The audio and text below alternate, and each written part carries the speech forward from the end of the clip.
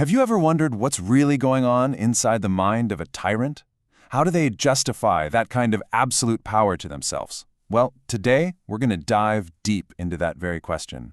We're going to deconstruct tyranny itself, using the absolutely searing words of Nazar Qubani's poem, The Sultan's Monologue, as our guide. So, right out of the gate, the poem just hits you with this shocking command. I mean, this isn't a leader asking for loyalty or respect. No. This is a man demanding you see him as a god. It is absolutely chilling, and it sets the stage for everything that's about to unfold. You see, this demand for worship, it isn't just a whim. It's actually the first crucial step in a very calculated process. The Sultan's monologue really gives us a blueprint for how a god-king is built, how all other authority is systematically replaced by a cult of personality. And get this, the Sultan's path to divinity doesn't start with armies or laws. It starts with claims of physical perfection and divine favor. He compares himself to the prophet Joseph, who is known for his beauty, and then he commands his people to pray for his eyes. He is literally, step by step, making himself an object of worship.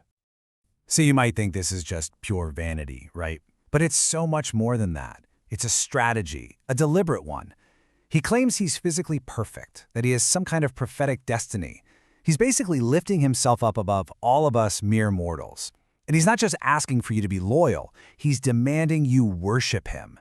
He's saying his very existence is a historic event. It's like he's building his own mythology, brick by painful brick. Okay, so once the Sultan has established himself as this divine figure, his control expands. It moves from the physical world into the mental world. Ruling their bodies isn't enough. He has to rule their minds. He has to create a total monopoly on thought and on reality itself. And here's his method, laid out in the starkest possible terms. It's an explicit command to just stop all independent thought.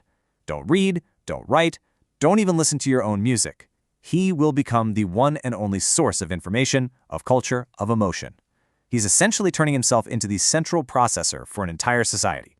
This really lays out the twisted deal he's offering, right? It's a trade-off. He forbids everything that makes you an individual. Reading, writing, even feeling love for your own country. And what do you get in return? Him. His voice becomes your only book. His history becomes your only past. He himself becomes your homeland. The pact is brutally simple. Give me your soul, and I'll give you, well, me. And this is the chilling end goal of it all, the complete fusion of the leader and the nation. Because when the state becomes a single person, the individual person, with all their own thoughts and dreams, they're just rendered obsolete. There's only the Sultan. And just in case there was any doubt, the Sultan says it himself, plain as day. He isn't a representative of the homeland. He says, I am the homeland. Any love you have for your nation must be redirected, and it has to go to him and him alone. This is the absolute peak of his tyrannical project. Now, a regime that's built on this kind of total control can't be maintained with just words, right? It's going to require force. But how does a tyrant justify that kind of brutality? Well, the Sultan's monologue gives us a pretty chilling look at the logic, framing his violence not as evil, but as a necessary, even a benevolent act of ruling. Here you can just see this profound disconnect.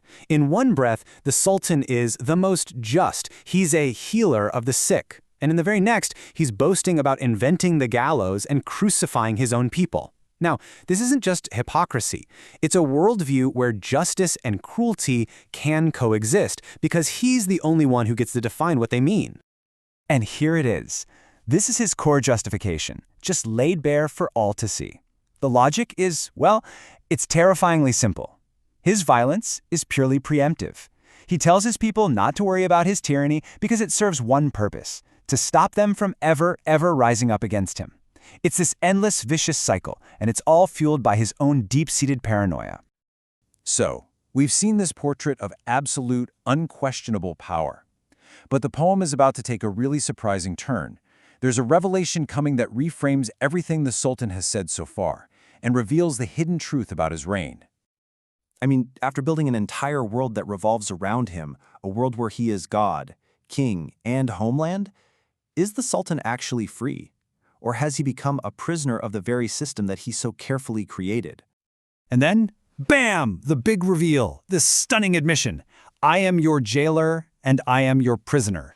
A single line, and the whole facade of this all-powerful god just shatters. It makes you stop and think, right? Why on earth would a man who has everything, who is everything, ask for an excuse, ask for pity? And this, right here, details the bars of his prison. He's physically isolated, he never sees the sun or the stars. He's surrounded only by circus men, by sycophants who do nothing but flatter him. He's never been challenged, he's never even heard the word no in his entire life. The very system that was designed to give him absolute power has completely cut him off from any genuine human connection, from reality itself. This might be the most horrifying line in the entire poem. The Sultan's cruelty, it turns out, isn't just about self-preservation. It's a cure for his own profound, soul-crushing boredom.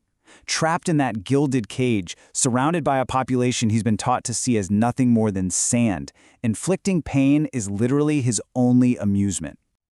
So, what do we take away from this journey into the Sultan's mind?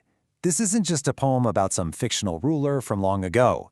It's a timeless warning about the corrupting nature of absolute power and the psychological prison it creates for everyone involved, the tyrant and the people. And that leaves us with one final and, I think, really crucial question. Look, the language might be different today, the titles might have changed, but the playbook, the cult of personality, the control of information, the justification of cruelty, that deep, profound isolation of the ruler, these are patterns that just echo over and over again throughout history. So the real question for us is, how do we get better at recognizing the Sultan's voice when we hear it in our own world?